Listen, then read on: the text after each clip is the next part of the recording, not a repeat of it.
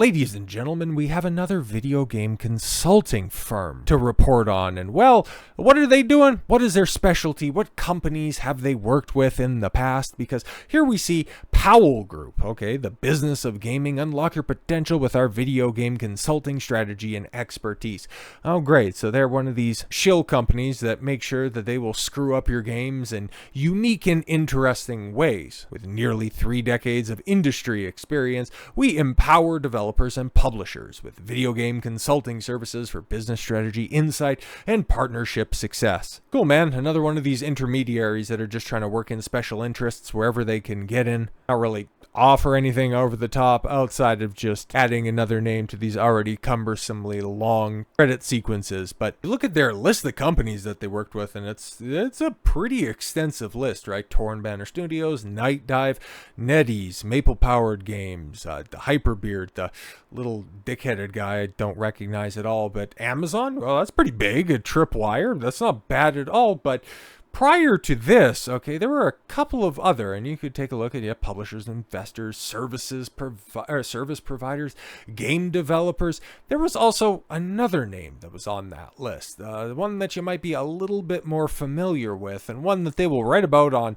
LinkedIn of all places. It's funny how LinkedIn has become so intrinsic when it comes to telling these different stories and these news events recently, but Powell Group here, in as early as just a few days ago, we believe you need diverse voices to solve diverse problems. Together with our partners at, you guessed it, Sweet Baby Inc., we provide sensitivity and authenticity consulting at every stage of development. We connect you to an inclusive and knowledgeable team of consultants to bring your story to life. And yeah, this is why these consultancy firms, these outsourcing shell companies, they are ruining everything, because they're the ones who get all of the connections within these companies. And then they start farming out these other consultancy firms under the guise of getting in good with other people, creating connections one grift at a time. But it's interesting with the Powell Group, right? They were so proud to make the announcement, and then when people went back to go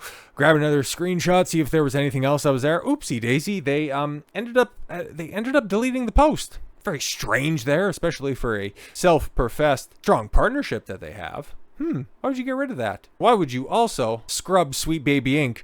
off of your partnership page? Because as you can see, okay, as it's archived, sensitivity consulting, together with our partners at Sweet Baby Inc., we provide sensitivity and authenticity consulting, just about the exact same verbiage that they had in the LinkedIn page. And then, oopsie daisy, it's gone. It's gone. The page doesn't exist anymore. But as you can see here from Kazard, he managed to get a screenshot of that scroll that I showed at the beginning. And ooh, there's a few names that were on there prior to their little scrub fest that are no longer on there in the form of IGDA. We'll get to them. And then, of course, oh yeah, Sweet Baby Inc. Logo and all. Very strange. Very strange. Well, let's see what we have here. Sweet Baby Inc. partners with the Powell Group to push its woke agenda. The Powell Group announced it's partnered with Sweet Baby Inc. to push its woke agenda, and specifically to provide sensitivity and authenticity consulting at every stage of development. YouTuber Master of the TDS, who we used as a source in this video, discovered the partnership and shared the video. They're not just partnering with Sweet Baby Inc.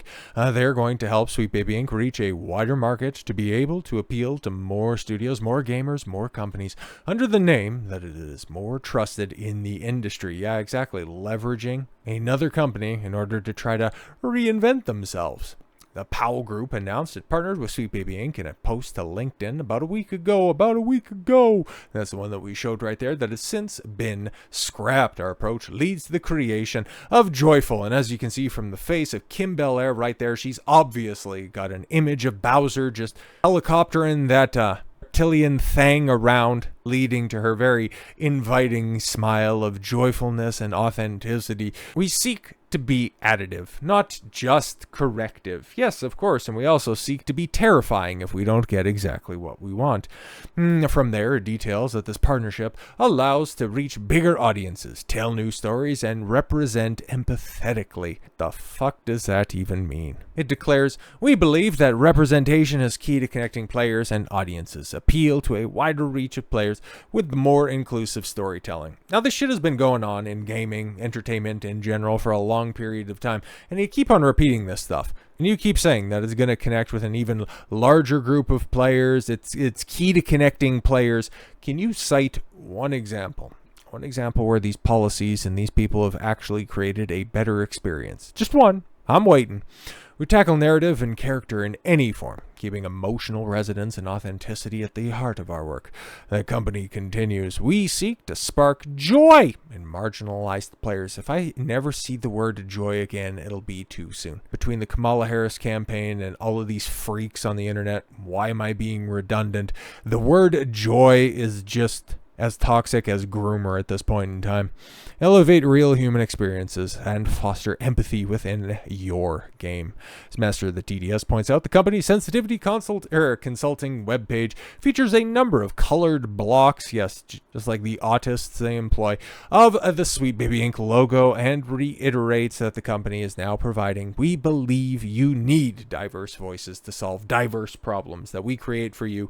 That's why we offer you the solution. We create the problem so we can sell you the solution. Together with our partners at Sweet Baby Inc., we provide sensitivity and authenticity consulting at every stage of development, blah, blah, blah. What's even more interesting is that this partnership with the Powell Group does appear to provide Sweet Baby Inc. to even more access to the video game developers and investors to push their agenda. The Powell Group publishes a yearly investor list, with the most recent one including over 800 investors and 500 publishers. Great, fantastic. But now, after this article obviously got published and we went over the finer details, both there and with the current development that everything's been scrubbed off the webpage, does that mean that they are severing any kind of working relationship that they could have?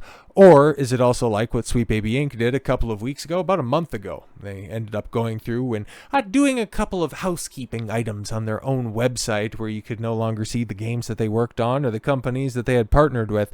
Does that mean that they lost all of those contracts? Was that another company-wide Square Enix thing where it's just they're no longer working with said company?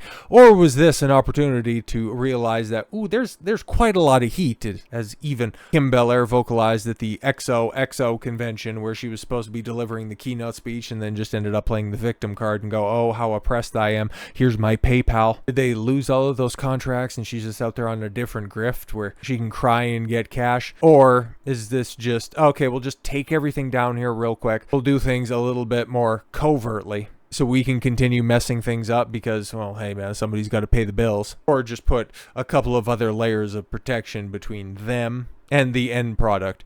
I think you know exactly what's going on here, because these people aren't going to rest at all whatsoever until the entire industry is burnt down.